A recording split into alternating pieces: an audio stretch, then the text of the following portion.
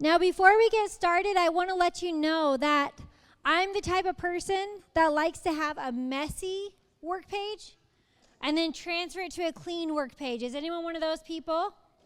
Okay, so just know that we will have extra. So please allow this to be your messy work page. Allow this to scribble and hold you during this time. And if you want a clean one, we will give you one at the end. I don't want that to stop you from participating. All right. All right, well, let's go ahead and get started. My name is Juliet Wright. I'm a Grand Island. I've lived here in Grand Island for about 20 years, and this is my church. And today I'm so honored to talk to you about the red thread process. So I want to start out by saying that I am not a counselor or a psychologist. I actually have not been to college one day of my life. But I love to listen to God, and as I'm inspired, I love to do what He asks to do. My background is in photography. I own a branding agency, but my whole life I've struggled with dyslexia and ADHD, and I never thought I would write a book. But about 3 years ago, God put a book on my heart, and I didn't know what it was. I didn't know the title. I didn't even know the genre I was writing in. I joined a national networking group, and I was in Arizona, and the first gal I met said, "Hi, my name is Kira, and I own a publishing house." "Of course you do," I said. "God told me I have a book on my heart, and I don't know what that means." And she said, "I hear that every single day." And she said, "I work with people over 8 months, and we meet on Zoom calls, and I help them write their books." And I said, "That's amazing. But I know that if I go to my staff and my family and I say, 'Hey, along with 4 teenagers and 4 businesses and downtown development, I'm going to write a book,' they would tell me no.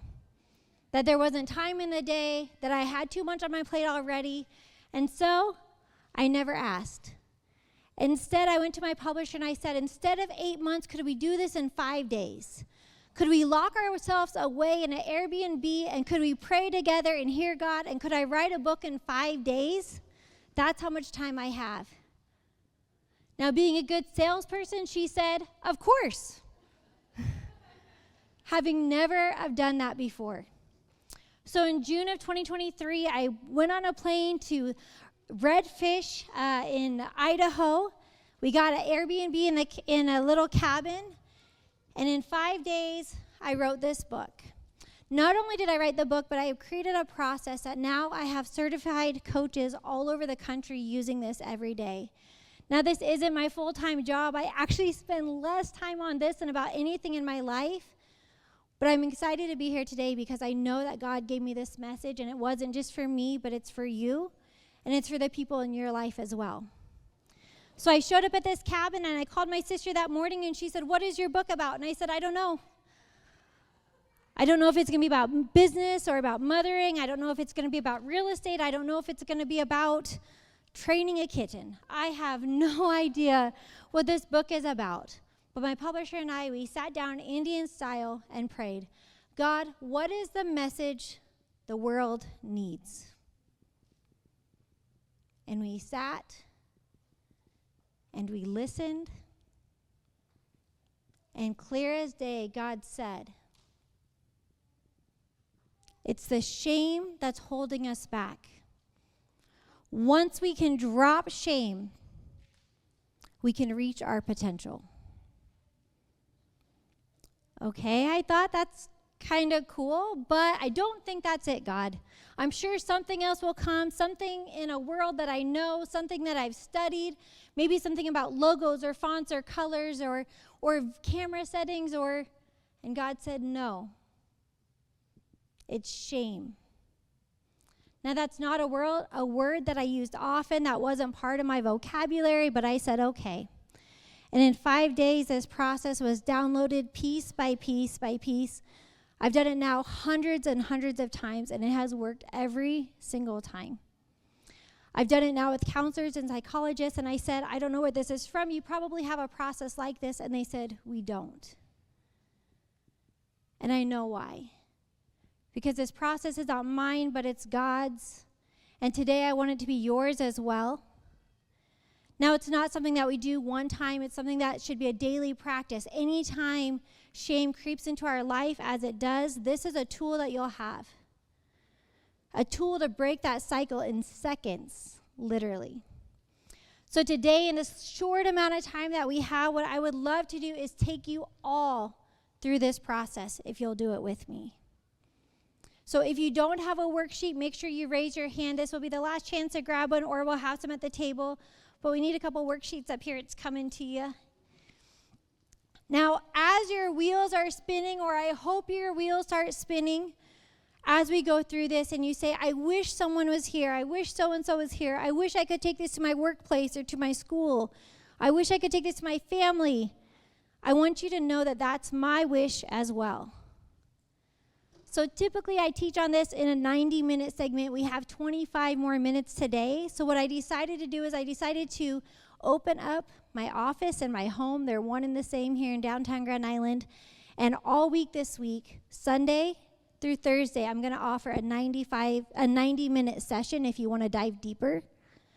I'm also going to offer next Saturday a full day certification if you want to get trained on this process to take it to your workplaces or to use it in your coaching practice or your counseling practice. Because my goal more than anything is that this goes on beyond this room. So if you're interested in any of those, there's a QR code here on the bottom. I just wanted to get that out of the way. If you're thinking, man, I wish there was more, just know that there is. All right. So when I say shame, I want you to think of this story, or a story in your life similar to this. About 9 years ago, I was a single mom of 4 little kids. They were 4, 6, 7, and 9, and I was doing the very best I can.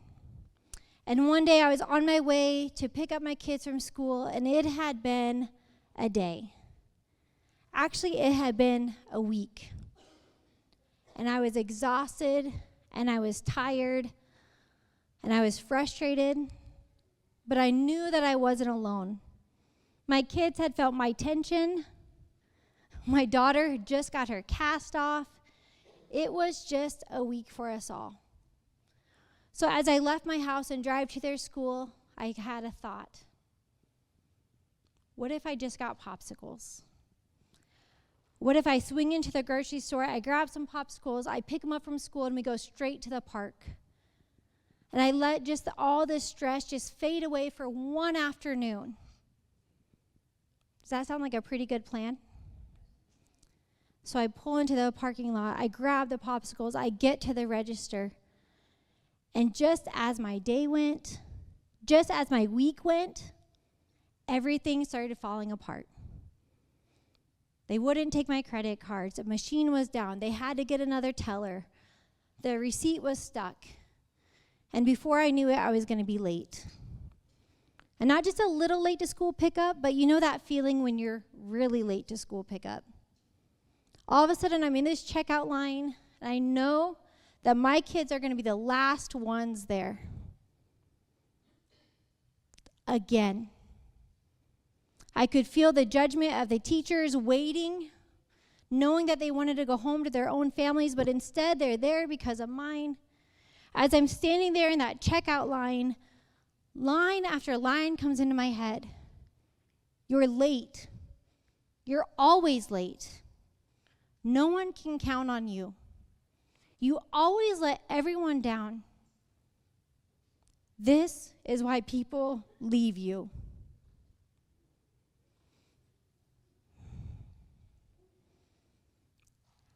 How could this have happened? In the 30 seconds, the 20 seconds, I was waiting for them to restart the computer. But I stood there in shame. I can't get it together with my family. I can't get it together at work. I can't get it together in my life. And now everyone knows, and the teachers are judging me, and this is just adding to my bad day. Now, back then, I didn't have this tool. So that shame that I felt just layered on me, weight after weight, heavier after heavy. And I just was defeated. And when I got to the school, I was grumpy and the popsicles were half melted. We played for a couple minutes and we just went home feeling defeated. Today, if I could go back to myself, this is what I would say. I would look her in the eye and I would say, I know this incredible mom who's doing everything she can to hold it together. Not only for her kids, but for her family, between oncology appointments with her mom and doing photo shoots on the side and staying up all night editing. This woman is incredible. And she is brave and she is strong. And this woman would do anything for her kids. And this incredible woman could have stayed in bed, could veg out on TV, could just give up, but instead, no, not this woman. This woman goes to the store and gets popsicles because that's what fun moms do. And this woman puts the phone away for a little bit and she just goes on the swing. This woman is so brilliant that she knows that laughter can shift the mood of a family in a moment, and that is her job. And do you know what? When her kids saw her, this woman saw this twinkle in their eye that they see every time they see her, for that's the kind of woman she is. She's incredible, and people are magnetized to her because of her. That's what I would tell that woman. And that's the story we have in all of us. We have a story that changes everything. In a matter of moments, it can shift a state. And there's no magic to it. All it is it's a third-party perspective. A perspective that a friend sees you or a family member sees you. A perspective how God sees you. And as soon as we can speak that perspective, that outside perspective, shame has no place. When I speak that third-party perspective over everyone I encounter, I watch the shame literally dissolve like glitter or dust and blow in the wind. But one also thing that I've learned is that shame has built a cave. Shame has created a space in that brain that has been there probably for decades with that same lie, just carving this cave. So when we clear it out, it is not a one-time job. We're going to clear it out again and again, and ultimately we're also going to fill that space with goodness, with mantras, with encouragement, with Bible testimonies, with friends, with family. We have to fill that space or shame will come back. The reason I created this process is not only to clear this shame, but it's to get the energy that you spent on that back. And I truly feel once you are no longer struggling with your loop topic, once shame has dissolved from you, once the weight is lifted, that is how we become unstoppable. Are you guys up for becoming unstoppable today? Good? Okay, so I want you to grab this worksheet. I'm going to go through this in record speed, and I want you to feel into your heart and not with your head. You do not have to share this paper with anyone. There's going to be an opportunity if you want to, but you don't have to decide now. So I'd encourage you to be as vulnerable as you can, and then in a minute you'll be able to decide if this is only yours or if you'd like to share it. Is that fair? Okay.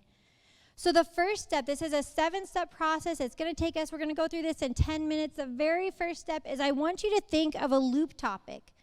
Try not to go to head, but for now we're going to think of a loop topic, something that's spinning in your head or heavy on your heart, something you've held for months or years that you just can't let go of. Once you have that down, if you'll just look up at me, I'll know we can move on. This could be a decision, could be something you feel guilty about, could be a memory, anything you just can't quite let go of. The next thing we're going to write is step 2. Now, when you think of this loop topic, what is something you would say casual? If, let's say, your loop topic's about your relationship and someone runs into you in the grocery store and they say, hey, how's it going? Oftentimes the social script sounds something like, I'm hanging in there, life is good, kids are busy. Something you would say that's surface level that would just move this along if someone even got close to your loop topic. Does everyone have that step? Step 3 is called the real story. So now, if we were best friends, if we were cuddled up on the couch and I said, what's really going on about that loop topic? You could add in some details or stories or emotions. I'm going to give you a minute to really feel into this. What's really going on?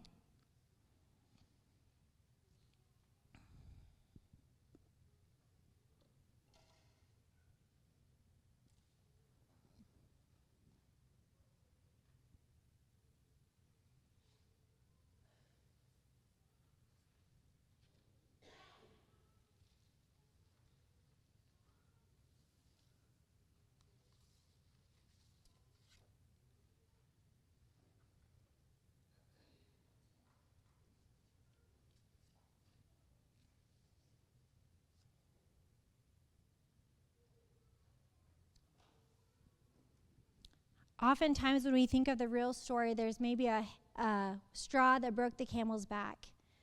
And oftentimes that's not what we can share because that one instance seems so small, too small to make a decision on. But that is a piece of that real story that matters and that often gets overlooked. Now, as we're finishing writing, I want to encourage you that I understand that this real story isn't for everyone.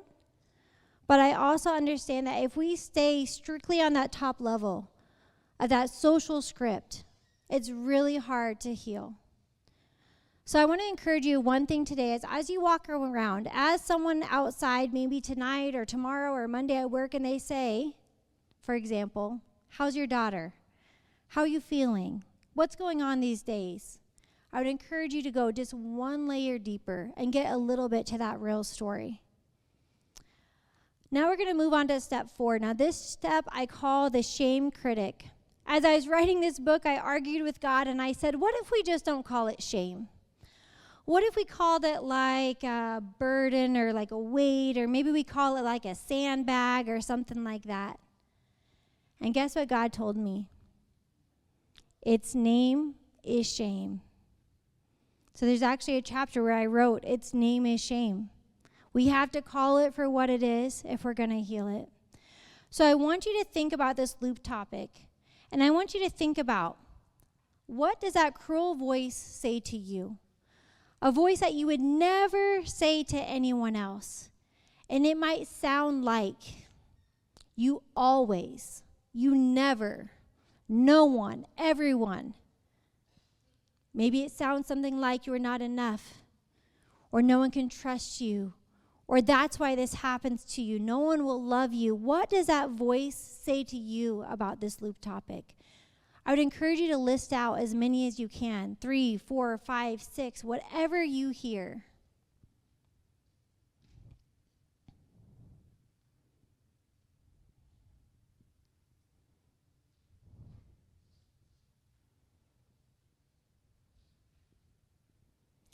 Once you have your list, I would love for you to listen into your heart and ask, which one is the loudest?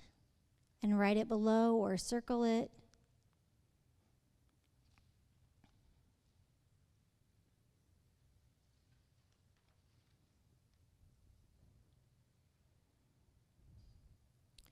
When you get done with that step, go ahead and flip over your paper. And for step 5, we're simply going to do a mantra exchange. We're going to look at that loudest lie objectively, like it was just a line on a paper. And we're going to write the opposite as a mantra. It's going to start with, I am. So if this was written on a piece of paper, maybe for a friend or for someone else, what would the opposite sound like with an I am statement? So maybe if it's I'm not enough, maybe the opposite would say I'm more than enough and made in a perfect image.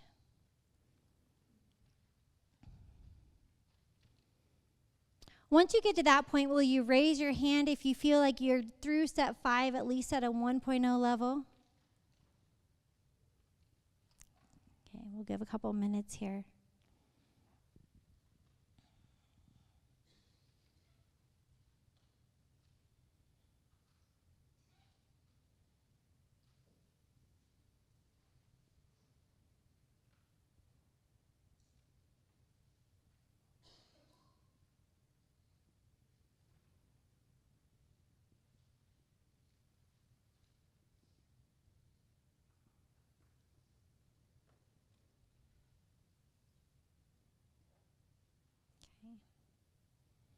I would love to demonstrate the power story in real time if that's okay.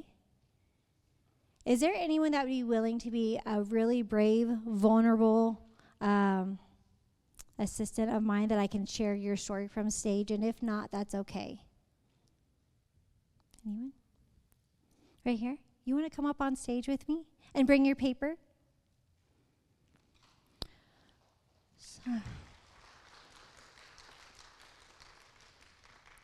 Thank you. Now, as she's coming up, you'll see some bullet points on the left-hand side. Now, on these bullet points, not right now, but in a minute, you're going to write things that you did right, things that you'd be proud of, things that from the outside someone would say, wow. They could be accomplishments. They could be little tweaks that you do in your day that make you stand out. But start thinking of those here in a second. So come on up. And what's your name?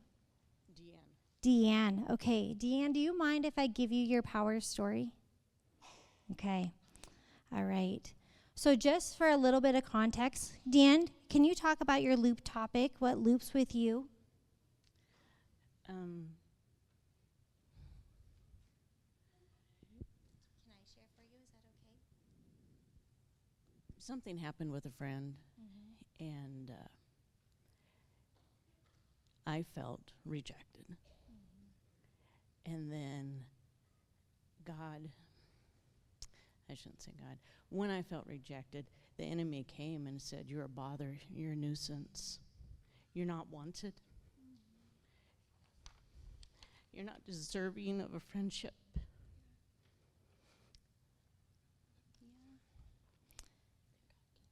And then God came. Can I ask you, do you have friends today, family, people who love you? Yes. Yeah. And tell me, if I were to ask them, what's 3 things that they love about you? Or how would they describe you? I don't know. Can I guess? Okay. All right. So I want you to just close your eyes and just listen to this story, or you can just kind of relax. There's nothing more you need to do. There's nothing you need to say. There's no quiz at the end. I just want you to listen to this story I'm going to tell you. Is that okay? Okay. I want to tell you a story about this incredible woman I once knew. This woman, when she walked in a room, she lit it up with her beautiful hazel eyes. This woman was kind and gentle, and even just by being near her, you could feel her peace. Now, there were times in her life when this woman felt like she was a nuisance or like she was bothering people, but that didn't last long because this woman is wise, and this woman was wise enough to know the gifts that she has. This woman is not just a child of her parents, but she is a child of God, and God made her perfectly. God does not make nuisances, for that's not who she is. That even sounds silly to say out loud, for this woman knows what she brings. And it may not be the perfect time for everything in every season, the journey isn't over. And this woman knows that there are bright days ahead. This woman is kind and smart and brave, and she's loved by so many people around her.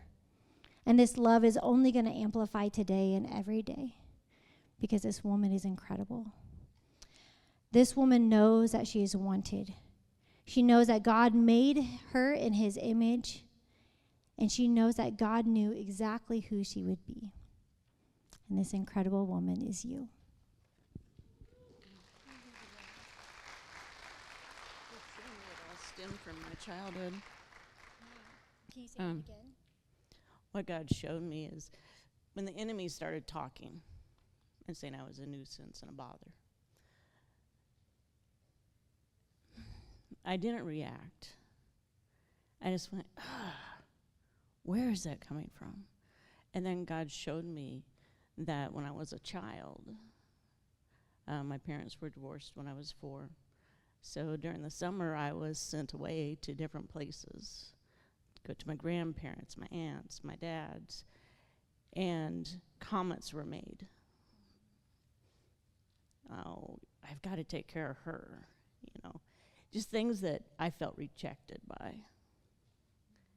And God said, I'm going to take this moment to heal you from that, because you were made in my image. And even though Jesus was rejected, he went to the cross to heal us all. Thank you so much. Thank you. Thank you. So stay up here one more minute.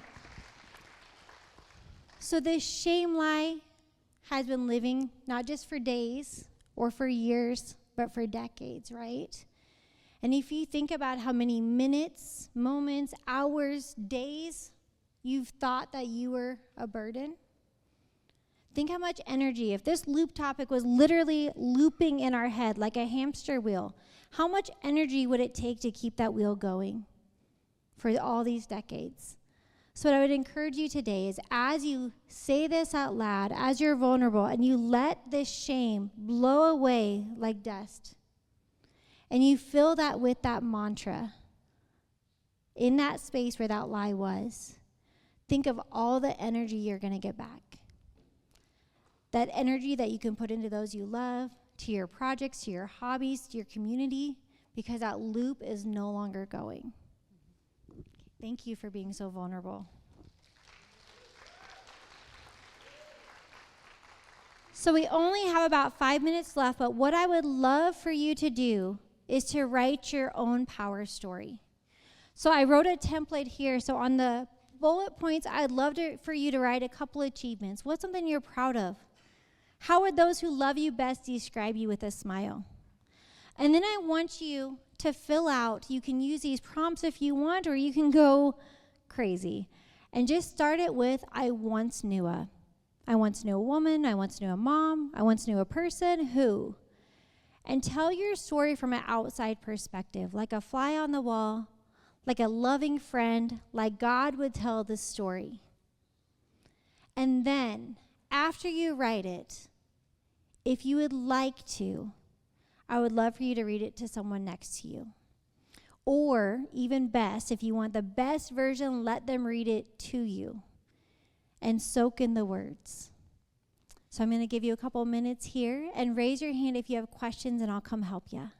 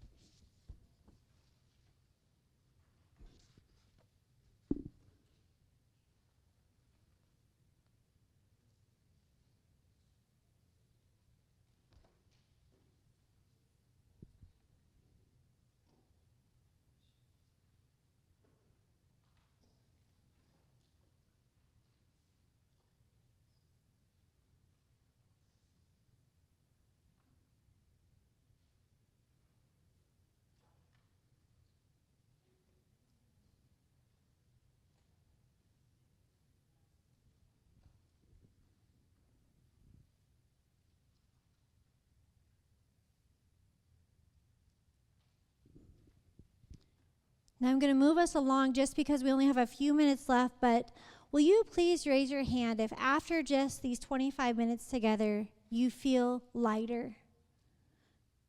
Does anyone feel like a weight was lifted? Like more maybe healing needs to be done, but something was brought to light? So the reason I love this process is because now I use it every day. Whenever I start feeling or start beating myself up, about my phone being dead, or I can't find my computer charger, or maybe I'm almost out of gas, and that shame critic starts coming in like it always does, I stop. I pause. I yield, right? And I say, I once knew this incredible woman.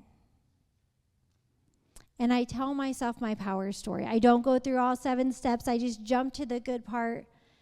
And it's amazing how that shift switches. So I'd love to end today by reading a poem. In this book, it's a collection of my own story, because I feel like to ask you to be vulnerable, I must go first. Then it takes you through several worksheet pages. At the end, there's mantras, but then I also wrote a poem to each of the most popular shame critics, the ones that I would hear over and over and over. And so today, if it's okay, I'd love to share one.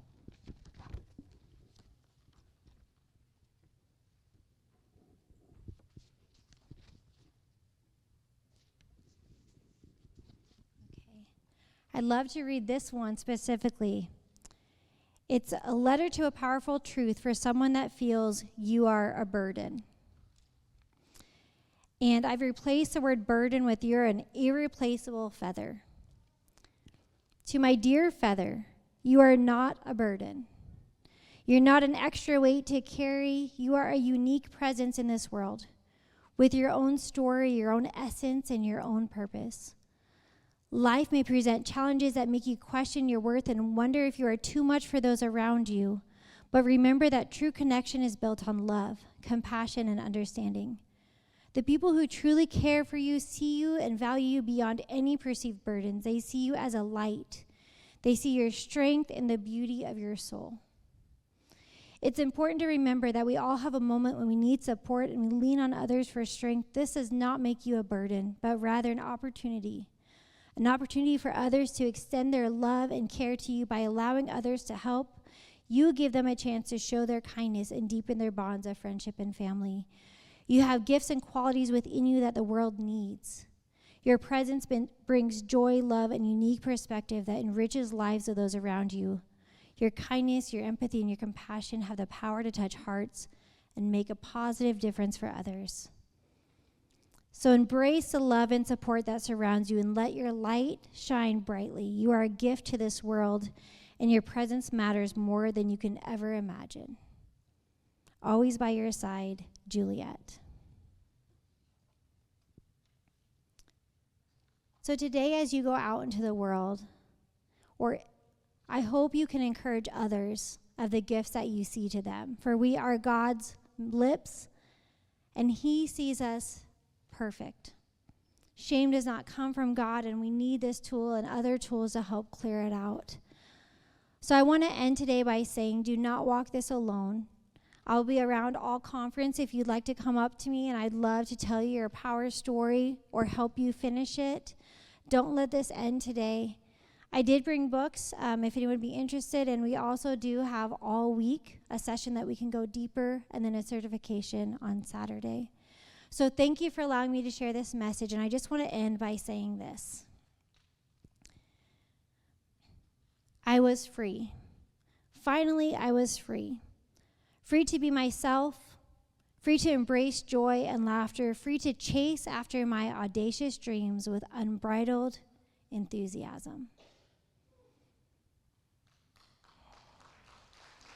That is what I got, and that is my prayer for all of you. Thank you guys so much.